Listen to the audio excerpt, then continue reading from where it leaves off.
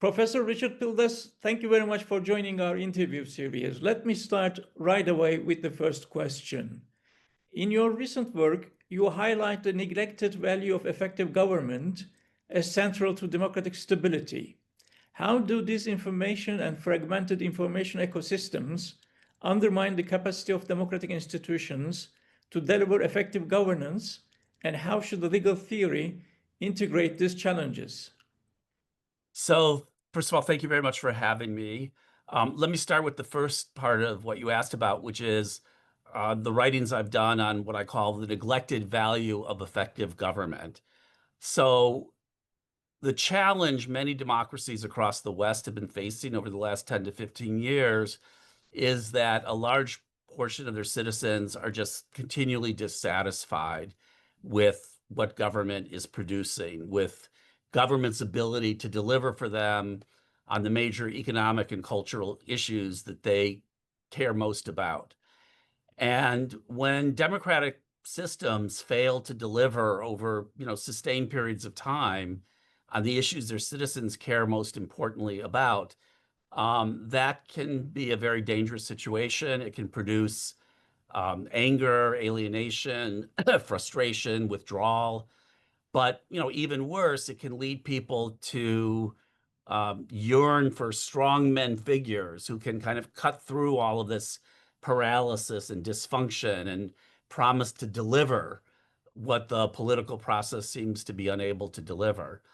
So, in my view, a lot of legal theory, a lot of political theory focuses on issues like political equality or deliberation or political participation, um, and do not pay enough attention to the outputs of democracy, to whether democracy is actually delivering for people, and neglecting the value of effective government is very dangerous. And in fact, the challenge of our time, I think, maybe fundamentally the challenge of our time, is for democratic governments to show that once again they can deliver for their citizens. And just the last point I'll say on this for the moment is I always think of democracy, what justifies democracy, as at a very simple level, reducing to two main things. One is it promises to treat citizens as having equal standing, equal voice, equal moral worth. And the second thing is it promises to make their lives better. And when democratic governments are seen by many of their citizens not to be doing that second thing, it really challenges the justification, the purposes of democracy. And that's why I think those of us who work on democratic theory, legal theory about democracy, we have to pay much more attention to thinking about what can be done to enable governments to become more effective once again, as they were for many, many decades after World War II, at delivering effectively for people on the issues they care about. Right. Your scholarship has long examined how democratic values can come into tension, such as openness versus effectiveness. In the digital era, how do these tensions manifest between free expression online and the state's ability to govern effectively in an environment saturated with disinformation? So, as an initial matter, one of the points I try to make in emphasizing the importance of effective government as a democratic value is that it can help you see that there are certain trade-offs between various things we want democracy to do or various democratic values. And for example, um, some of the reforms that have been made over the last 20 or 30 years about things like political accountability or transparency, which are values, but some of them have or participation and voice for citizens. All of these are valuable things and important democratic goals. But if we push too far along those dimensions, we can make it much more difficult for democratic governments to deliver. So, for example, to make this concrete, In the clean energy kind of transition, there are many things that governments need to be able to do to enable the transition to a more clean energy kind of system of production. In the United States, one of the things we have to do is we have to build many more transmission lines to carry electricity from where there's a lot of sun or there's a lot of wind, and those lines have to go across a lot of states. It's actually very hard for us to do that because we have so many places where local communities, local governments can veto the passage of a power line through their kind of territory. So what I mean to be emphasizing by talking about the important value of effective government is there can be trade-offs. Not everything we want from democracy or not all the democratic values that are important can necessarily always be realized.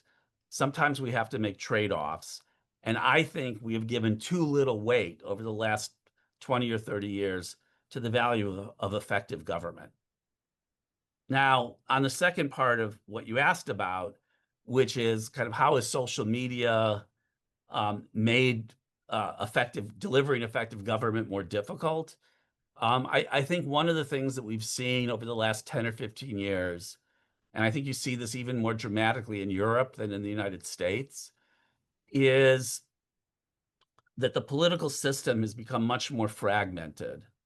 And in the PR systems of Europe, we see the traditionally dominant center-right and center-left parties have been collapsing.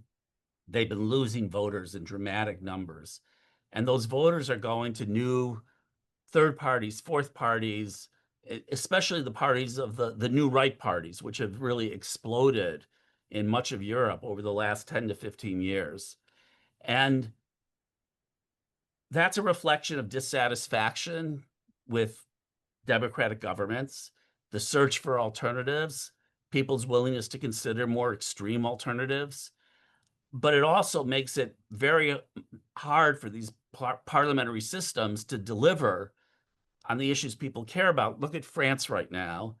France is essentially ungovernable because its political system is so fragmented. With the range of parties and interests you have in the National Assembly, it's extremely hard to put together a majority on kind of major issues that France has to confront. And so one of the, I think, perverse dynamics that democracies in much of the West are facing right now is because there's been continual dissatisfaction, people have searched for new alternatives, including more extreme alternatives. That's led to the breakdown of the major parties. It's led to this much more fragmented political sphere or more fragmented parliaments. And those more fragmented parliaments, ironically or perversely, are less able to actually put together enough power to deliver on the policies that people seem to want. I think social media contributes to all of that. I think social media, the communications and technology revolution, even apart from the issues we normally focus on, like disinformation or hate speech or the like, even if we could solve those problems, I think the technology revolution now makes it very easy and constant to generate opposition to whatever it is government is doing. Sometimes I might agree with that opposition. Sometimes I might not agree with it. But we're in a world in which it's going to be easy now to constantly mobilize groups to oppose what government is doing, mobilize new political parties to oppose what government's doing. Even individuals have an incredible capacity to have influence now in a way they never did before. And again, some of this is all for the good. It means more participation and the like. But if you're in a political world in which political power can constantly be undermined, constantly opposed, where opposition can constantly be put together to oppose any change to the status quo, it's going to make it harder and harder for democratic governments to be able to deliver on issues that people care enormously about, particularly on the economic and the cultural fronts, where a lot of the dissatisfaction is kind of located right now. Right. You have argued that modern democracies often focus excessively on input legitimacy, participation, representation, at the expense of output legitimacy, governing effectively. Yes. But to what extent has the rise of social media deepened this imbalance by privileging participatory noise over institutional capacity? Yeah, that's a very good question. So this goes back to our initial discussion about democratic theory and political theory, focus very much on a range of values that are associated with the process of democracy, with inputs to democracy. Like these values of political equality, values of participation, um, and the like. And again, I think not enough focus on whether democratic governments are able to actually deliver on the issues people care most intensely about, or lots of people in these societies care most intensely about. And as I've said before, I think it's a real risk for democracies, and we're facing this now when they repeatedly are perceived by many of their citizens not to be able to address major challenges of the era, whether it's on the economic front or on the cultural front. And I think social media contributes to all of that because, particularly in the United States, for example, social media has enabled what I call the rise of free agent politicians. They can reach a national audience in a way they never could in their first year in Congress, when in previous generations they were sort of invisible. And you would have to build up over time expertise in an area, move up in the political hierarchy.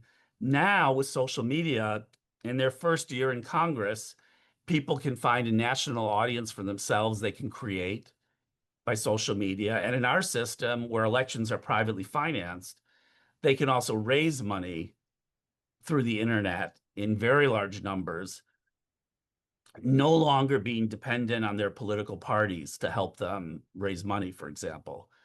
And all what that means, though, is they are more free agents. They're no longer beholden to their political parties. And unless political parties can put together enough strength in the legislature to actually get legislation through, you have, hundreds of atomistic individuals who are very hard to organize if they're not actually associated with a political party that's strong and that can, marshal the power to push things through. And this is part of why we're seeing a lot of paralysis in parliaments, a lot of dysfunction in parliaments. Part of the consequence of that is more power going to chief executives, to presidents or prime ministers, because the legislative process, the parliamentary process, is dysfunctional, is frozen. And as I say, I think this is a big danger we need to confront, and it's a danger that requires us to think about how we can structure our democratic processes and our institutions to make it more likely that they will actually be able to produce outcomes that lots of citizens are demanding. Right. Scholars like Fukuyama argue that digital technologies have fundamentally reshaped political fragmentation across Western democracies. How do you see algorithmic amplification and social media platforms interacting with existing institutional fragmentation to exacerbate polarization and weaken democratic mediation? Yes, so Francis Fukuyama's point is, I think, very nicely put by a phrase Emmanuel Macron used a while back. Macron is more philosophically inclined than most political leaders or figures. And he said, translated into English, he said, there's been a leveling of political authority. And I think that sort of describes what the technological revolution, what social media has done. It has, in good ways and bad, it's made it much harder for political authority to be legitimate, to be marshaled and put together to actually deliver effective government. As I said before, it's incredibly easy to mobilize opposition to whatever government is doing. These opposition mobilizations that social media enables, they're often large groups that are not formally organized. These demonstrations are often somewhat spontaneous. So if you paid attention in Canada, they had the Canadian truckers movement, which was in opposition to COVID policies. We have the Yellow Vests in France, the Indignados in Spain. In the US, we had what's called the Occupy movement. And these movements don't have leaders. They're not hierarchically structured. It can be very hard for government to know who to negotiate with or who to discuss the issues with or what some of these movements even want. So there's a good and a bad side to this. The good side is more people can express themselves and make their voices heard. But part of the consequence of that also, as I have been saying, is it makes it harder and harder, I believe, for governments to be able to function effectively. And we have to pay attention to that, because when people start getting alienated from democracy itself because they feel it's not delivering for them, that's a very risky situation. And in this era, we also have kind of looming out there the example of authoritarian China, which many people believe is delivering more, whether they're right or wrong about this. Things can get built faster in China. They have high-speed rail. They have massive growth and construction and the like. President Biden in the United States was very focused on this, and he said many times, my role is to show that democracies can work again in the face of the challenges that the growth of China kind of creates for democracies. So I keep emphasizing the importance of not just focusing on can democracies deliver as a major question, but thinking about how to structure democratic institutions and processes, or how to restructure them to make it more likely that democratic governments will be able to do that. Right.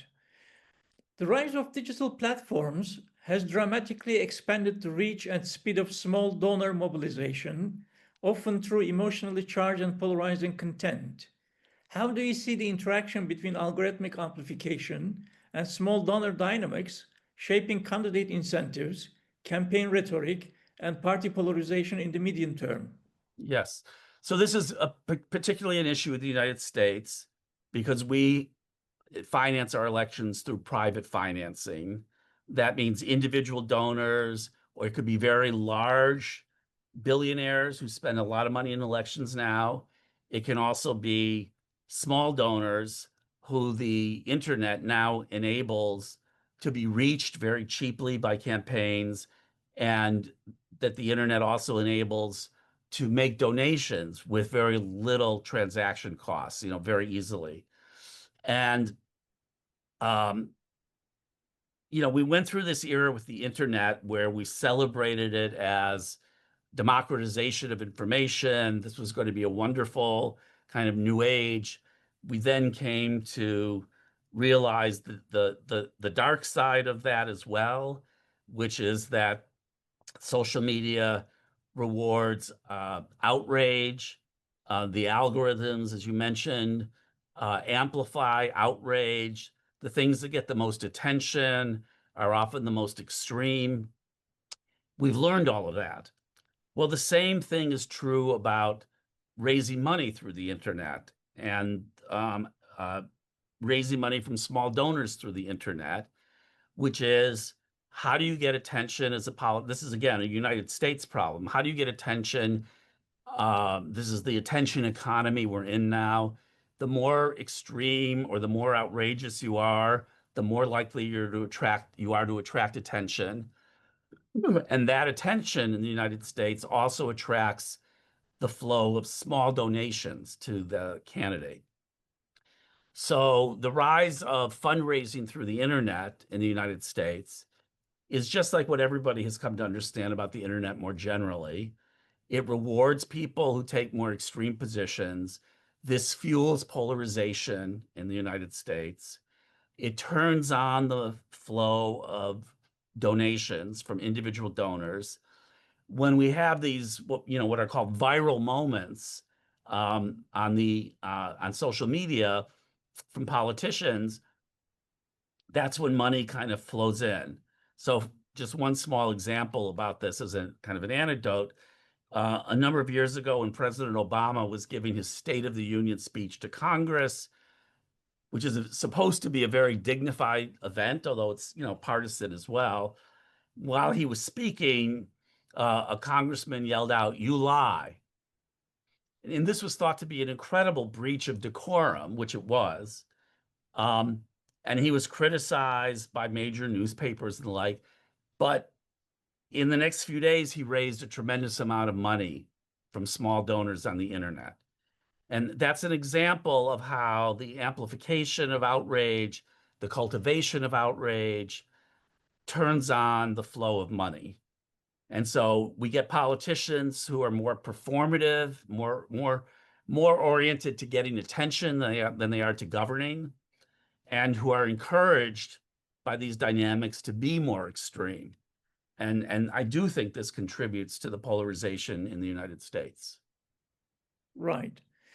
In your broader work on political fragmentation and effective governance, you emphasize the importance of institutions that mediate between citizens and the state. To what extent do current campaign finance reforms and unregulated social media ecosystems undermine these mediating structures, and what kinds of institutional or legal interventions might restore equilibrium without unduly restricting participation or speech?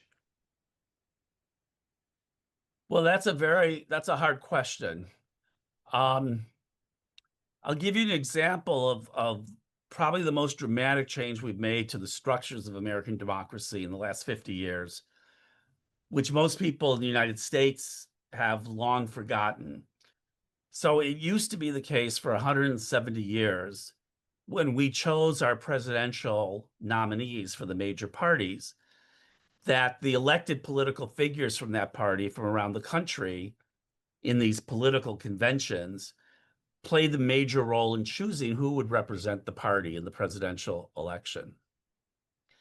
And in the 1970s, we abandoned that system and we went to the current system, in which it's voters through these presidential primaries who effectively choose who each party will nominate for the presidential election. So for 170 years, we had this mediating device, call it the political convention, in which elected party figures from throughout the country would choose the nominee. These were often people who had experience with the possible candidates. They knew them much better than people who did not have any experience with the candidates knew them. They were looking to try to find candidates who would represent as best as possible a range of factions and interests within the party. All of that was gotten rid of when we shifted to using primary elections to choose the nominees for the presidency.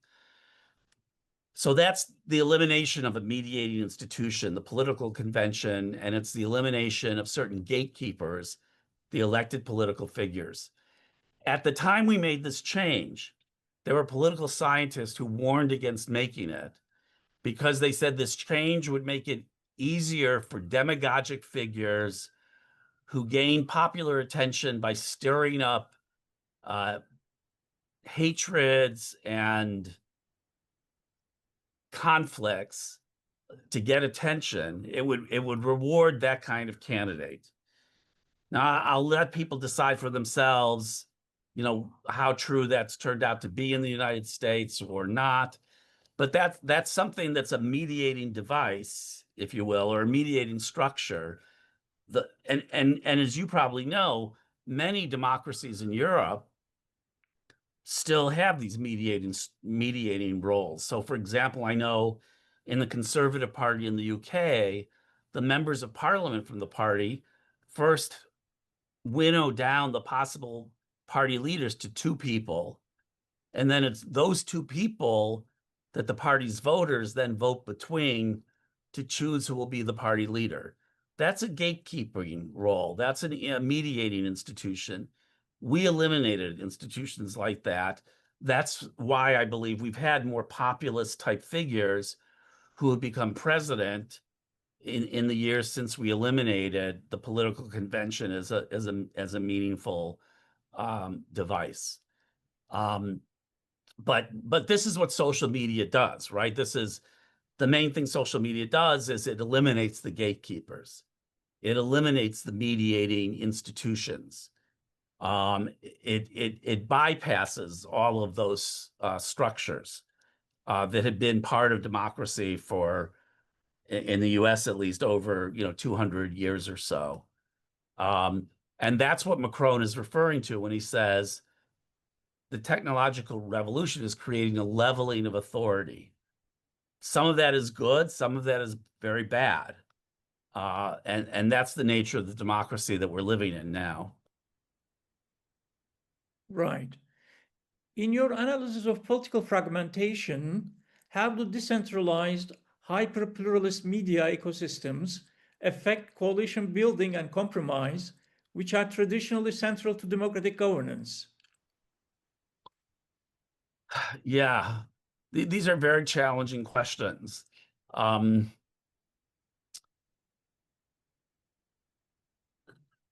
So when you have strong political parties where they have a kind of authority in the sense that they can develop policy agendas, communicate those to the voters, if they get into office because they have a kind of a unity, they can implement those agendas if they're in the majority, or if they form a coalition that governs, they can push the coalition in that direction.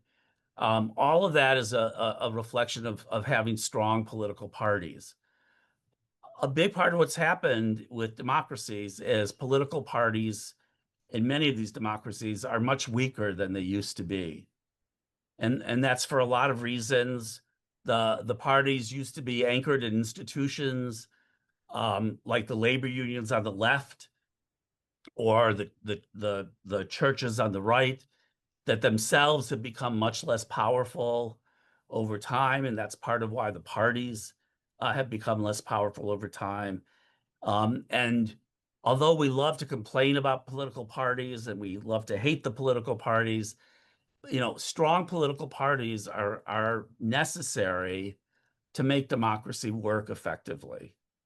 And that's because they organize the legislative agenda, they organize the messages to voters, they organize what people campaign on, and they can push through their agenda, if they get the political power to do that.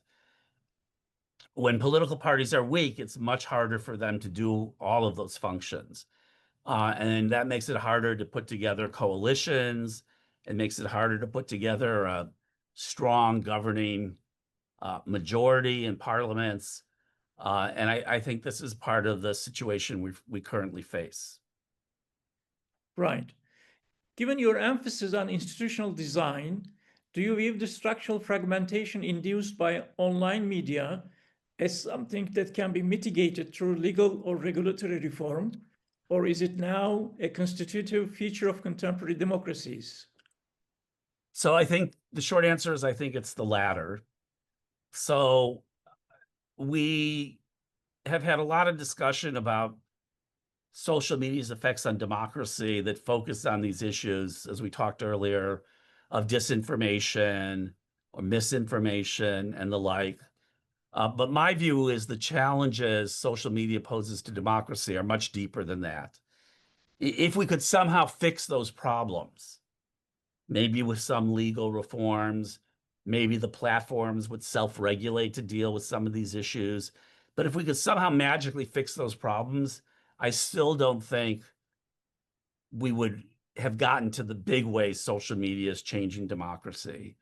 And I think the big ways it's changing democracy have to do with the ways in which it contributes to the fragmentation of political power and political authority more generally.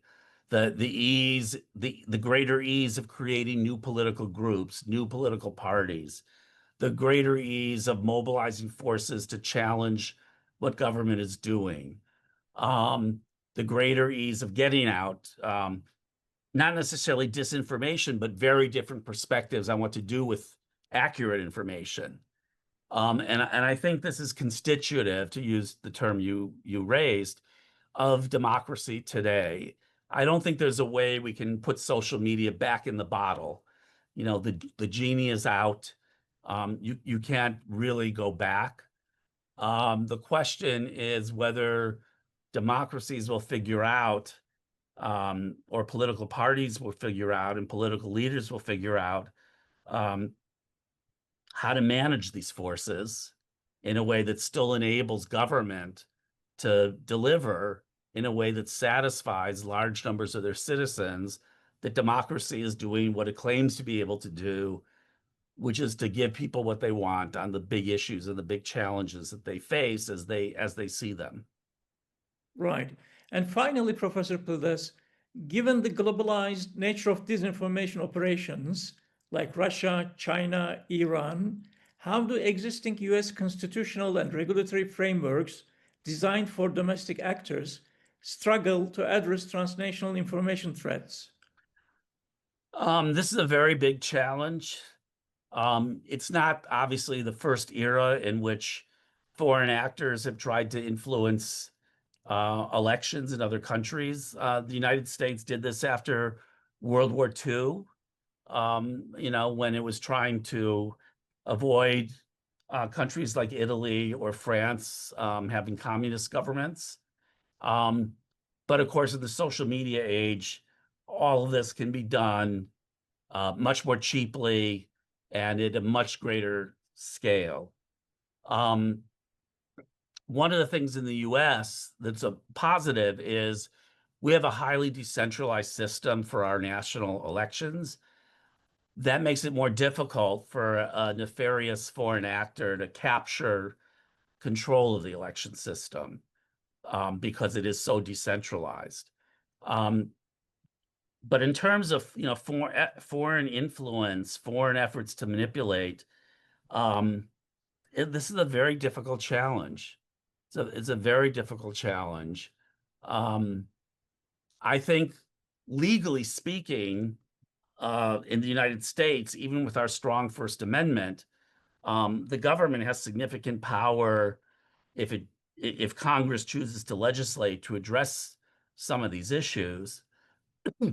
We already ban foreign contributions in our campaigns because of the fear of foreign influence. So I think there's legal authority to do much more, but whether you can do it as a practical matter in the new technology age is a very open question at this point. Professor Richard Pildes, thank you so very much for your time. I appreciate it. Well, thank you for these incredibly challenging and interesting questions. I appreciate it.